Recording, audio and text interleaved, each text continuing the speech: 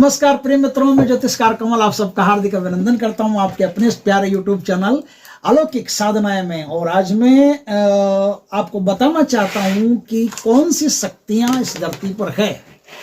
इतनी होने की शक्तियां, और कुछ शक्तियां ऐसी भी है जो किसी के भी अंडरटेकिंग में नहीं है, लेकिन अधिकतर शक्तियां किसी न किसी विशेष शक्ति के तत्वाधान में चलती है, उनके आदेशों का पालन करती है और उनके आदेशों का पालन करके काम करती है।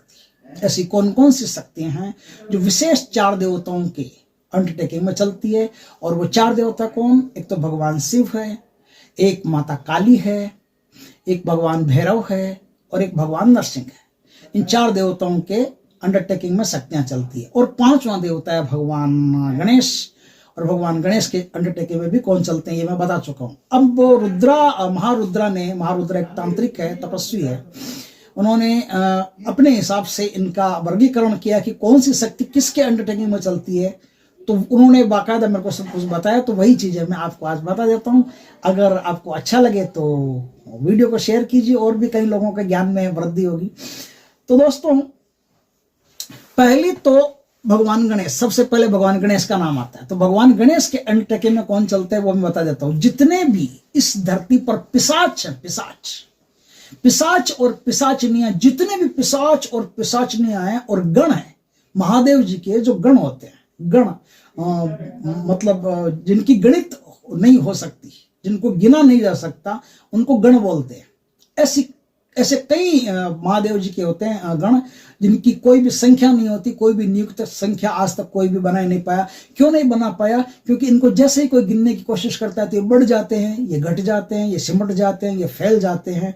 इनकी कई खासियतें होती है। ये आकाश और धरती के बीच में अपना रूप एक ही बना लेते हैं, ये सूक्ष्म हो जाते हैं। अष्टसिद्धियां हनुमान जी की बस अष्ट सिद्धियां नवनिधियां थी ना, उसी प्रकार से इनके पास भी एक सिद्धि होती है जिससे अपने रूप को आकार को बढ़ा सकते हैं, घटा सकते हैं, विशाल कर सकते हैं, छोटा कर सकते हैं, ये बहुत कुछ कर सकते हैं। इनको गण बोला जाता है। ये शिव जी की पूजा करते हैं, और शिव जी की पूजा करने के बावजूद भी ये भगवान गणेश के अंडरटेकिंग, उनके तत्वाधान में काम करते हैं। तो गणाधिपति गणेश को बोलते हैं।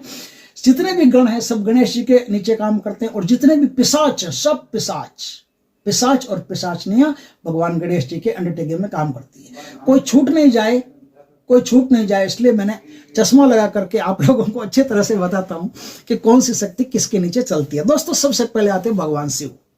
भगवान शिव के नीचे चलने वाली शक्तियों का वर्गीकरण सुनिए। भूत, बेताल। देखिए, बेतालों की भी अलग अलग कोटि है थोड़ी सी। कोई भैरव के नीचे चलते हैं और कोई इनके नीचे चलते हैं, और कुछ एक बेताल जो हनुमान जी के नीचे भी चलते हैं, लेकिन विशेषकर बेताल जो है वो भगवान शिव के नीचे चलते हैं। तो भूत, बेताल, जिन्न, मसान, पिशाच, चांडाल, कुष्मांड, ये सब भगवान शिव के नीचे चलते हैं, भगवान शिव के अंडरटेकिंग में चलते हैं। समझ गए बात को? इन सब की उल्टी खोपड़ी होती है। उल्टी खोपड़ी का मतलब यह होता है कि ये जब तक ढंग से काम कर रहे हैं तब तक काम ढंग से कर रहे हैं, लेकिन इनका माथा खराब हो गया, इनकी खोपड़ी घूम गई, तो ये उल्टा काम भी कर सकते हैं। जितने भी राक्षस होते हैं, जितनी भी निशाचरीय शक्तियां होती है, सब भगवान शिव के नीचे काम करती है। तो ये क्या होता है कि जब तक सही से ढंग से काम कर रहे हैं तब तक काम कर रहे हैं। जैसे ही खोपड़ी घूमी, ये पूरे शहर को, गांव को तबाह करने की ताकत रखते हैं। कुछ भी कर सकते हैं, उल्टा सीधा कुछ भी कर सकते हैं। इनका कोई भी नियम नहीं है, इनका कोई भी संयम नहीं है। इन पर एक ही अधिदेवता काम करते हैं, और वो काम करते हैं भगवान शिव। दूसरे नंबर पर जो शक्ति आती है उसका मैं बताता हूं। वो शक्ति है माता महाकाली की शक्ति। माता महाकाली जो है, आप सब जानते हैं कि 10 महाविद्या में नंबर 1 पर उनका नाम आता है। महाकाली शून्य की शक्ति है, और इनके नीचे जो शक्तियां चलती है उनके बारे में, उनका वर्गीकरण सुनिए। उनके नीचे चलती है यक्षणियां। दुनिया की जितनी भी यक्षणियां हैं सब उनके नीचे चलती है। यक्ष उनके नीचे चलते हैं, अप्सराएं उनके नीचे चलती है। नटिनी नाम की एक शक्ति होती है, नटिनी उनके नीचे चलती है। भूतनी, डायन, चुड़ैल, मसानी, प्रेतनी, डाकिनी, साकिनी, हाकिनी, लाकिनी, पूतना, महामारी, राक्षसी, योगिनी और जोगिनी में भी फर्क है। योगिनी और जोगनी, ये सब माता महाकाली के नीचे चलती है। इन शक्तियों का कोई तांत्रिक गलत प्रयोग भी करता है तो उसको भी परिणाम भोगने पड़ते हैं, लेकिन प्रयोग कर सकता है और माता महाकाली के कहने से इनकी काट भी हो जाती है, माता महाकाली इनको सिमेट भी सकती है वापस। इनके अलावा अब मैं बताता हूं कि भैरव के नीचे कौन सी शक्ति चलती है। तो भैरव के नीचे सुनिए वापस भूत चलते हैं, जितने भी भूत होते हैं सब भैरव के नीचे चलते हैं। कूष्मांड जितने होते हैं सब भैरव के नीचे चलते हैं। कूष्मांड वो प्रेत होते हैं, वो शक्तियां होती है कि मरने के बाद में उनके हाथ में कुशा का अस्त्र होता है, कुशा उनके हाथ में होती है और वो कुशा को फेंकते हैं ऐसे आकाश में, तो कुशा को आकाश में फेंकते हैं तो उनके तीर बन जाते हैं और वो तीर बन करके जिस पर चलाए जाते हैं उसके शरीर में वो तीर घुस जाते हैं, फिर उसको तरह तरह की बीमारियां पकड़ लेती है या फिर वो आदमी एक झटके में मर जाता है। कुष्मांड इतनी गजब की, इतनी ताकतवर शक्ति होती है, वो भैरव के नीचे चलती है। तो कुष्मांड चलते हैं और कौन चलते हैं देखते हैं। कच्चे कलवे जितने भी होते हैं ये सब भैरव का एक रूप होता है, बटुक भैरव उनके नीचे चलते हैं। बटुक भैरव ही इनको ट्रीट करते हैं, बटुक भैरव ही इनका सारा काम करते हैं। इनको समेटना हो कहीं से तो और कोई देवी देवता नहीं समेट पाता, समेटता ही नहीं है, सिर्फ बटुक भैरव होता है, वही इनको प्यार से पुचकार के बुला करके अपनी सेना में साथ में ले जाता है। अगर कोई इनसे परेशान हो गया तो बटुक भैरव की साधना आराधना करनी पड़ेगी, बटुक भैरव के नाम का सहारा लेना पड़ेगा, तभी ये जो छोटे छोटे भूत होते हैं जो कच्चे कलवे के नाम से जाने जाते हैं ये सब उनके नीचे आते हैं और उनके साथ चले जाते हैं। अब आगे देखिए और कौन से हैं कच्चे कलवे के अलावा। सिद्ध मसान जितने भी होते हैं, सिद्ध मसान, जिन, खबीज, विद्याधर, ये सब उनकी सेना होती है। अब देखिए विद्याधर और क्या नाम बताए, एक तो विद्याधर होते हैं, एक मसान होते हैं, दो शक्तियां होती हैं। ये मसान और विद्याधर कौन होते हैं? कोई ब्राह्मण या कोई कुलीन व्यक्ति महान विद्या को अर्जित करता है, ज्ञान को प्राप्त करता है, अर्जित करता है और ज्ञान में थोड़ी सी कमी रहने के कारण वो कोई 2-4 प्रकार की गलतियां होती है वो कर लेता है। एक तो नियम पूर्वक रहता है और नियम को भंग कर देता है। किसी कुंवारी लड़की के साथ कोई कुकर्म कर लेता है, मंदिर में से चोरी कर लेता है। ऐसी कई प्रकार की बातें होती है जो यदि वो कर लेता है तो और अचानक मृत्यु के कारण वो बनता है सिद्ध मसान, वो बनता है मसान। और मसान से फिर और कोई सिद्ध होता है तो वो सिद्ध मसान बनता है। तो वो या तो विद्याधर बनेगा या मसान बनेगा। वो इतना शक्तिशाली होता है कि एक बार तो कोई भी वो जो शक्तियां होती है ना, वो इन शक्तियों में क्या होता है, बड़े बड़े जो तांत्रिक होते हैं वो होते हैं, बड़े बड़े अघोरी होते हैं, नागा होते हैं, ऐसे महान साधु सन्यासी होते हैं टॉप के जो सिद्धियां अर्जित करते हैं। और ये वन मैन आर्मी होते हैं। वन मैन आर्मी का मतलब होता है अपने आप में अकेली सेना है पूरी, ये पूरी की पूरी सेना का मुकाबला कर सकते हैं और अच्छे से अच्छे देवी देवता इनको पकड़ नहीं पाते, बांध नहीं पाते, इतने सक्षम होते हैं। ये सारे के सारे सिद्ध मसान या फिर विद्याधर, इन 2 कैटेगरीज में जाकर के भैरव के नीचे अंडरटेकिंग में काम करते हैं। तीसरी शक्ति है हनुमान जी की शक्ति। जितने भी ब्रह्मदेव, एक होता है बृहददेव, एक होता है ब्रह्मदेव, एक होता है ब्रह्म बाबा और एक होता है ब्रह्म राक्षस। ये चारों की चारों कोटियां हनुमान जी के नीचे काम करती है। अवधूत जितने माने जाते हैं सारे के सारे अवधूत मरने के पश्चात भगवान हनुमान जी के नीचे काम करते हैं और ये चौकी पर काम करते हैं। इनके नाम की चौकियां लगती है हनुमान जी के नाम की, उस चौकी पर यही बैठते हैं, यही काम करते हैं।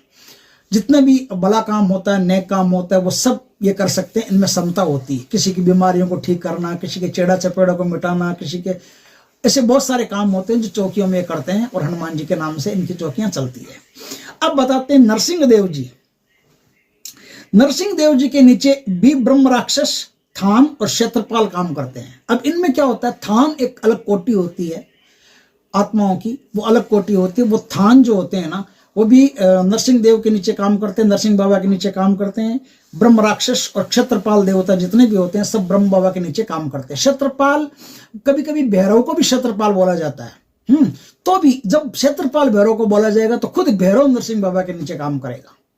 इनका काम क्या होता है कि कोई भी पंडित आत्मा हो, विद्वान आत्मा हो, उस विद्वान आत्मा को समेट करके, मरने के बाद में एक्सीडेंट में मर गई या कैसे मर गई, उसको समेट करके विद्वान आत्मा को और फिर पीपल वृक्ष में उनको स्थापित कर देना, ये इनका काम होता है। उनकी निगरानी करना, उनका ध्यान रखना। नरसिंह बाबा के नाम से जो भी शक्ति भक्ति होती है उस पर ये लोग काम करते हैं। ये लोग अपना काम करके निकल जाते हैं और नाम नरसिंह बाबा का रहता है कि नरसिंह बाबा काम कर रहे हैं। इस प्रकार से इन देवी देवताओं के साथ में ये आत्माएं काम करती है। कुछ आत्माएं ऐसी होती है जो किसी के नीचे नहीं होती, नीच आत्माएं होती है, कपटी आत्माएं होती है, उनको मुक्ति से कोई मतलब नहीं।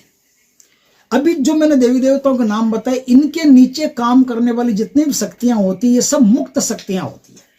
मुक्त शक्तियों का मतलब है कि इनके ऊपर तो सर पे हाथ है।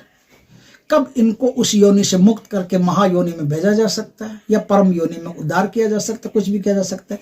लेकिन ऐसी शक्तियां होती है जिनको चाट मसाले से ही मतलब है, खाली भोग से मतलब है, चाट मसाले से मतलब है खाली, और कोई उनको मुक्ति नहीं चाहिए, कोई कुछ नहीं चाहिए। वो दुष्ट प्रकृति की आत्माएं होती है जो मर जाती है, जो मर जाते हैं शरीर।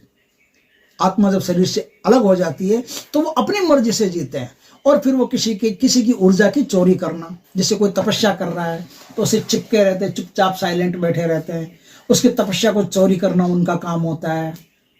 किसी के घर में लड़ाई झगड़ा करवा करके उसकी सुख शांति नष्ट करवा करके उसके घर में गरीबी फैलाना उनका काम होता है, रोग फैलाना उनका काम होता है। जहां गरीबी रहेगी, रोग रहेगा, समझ लो कि वहां ये आत्माएं अपने आप निवास करना शुरू कर देगी। क्यों करना शुरू कर देगी? क्योंकि लड़ाई, रोग, चिंता, बीमारी, परेशानी, तनाव, घाटा, ये सब उन्हीं का दिया हुआ होता है।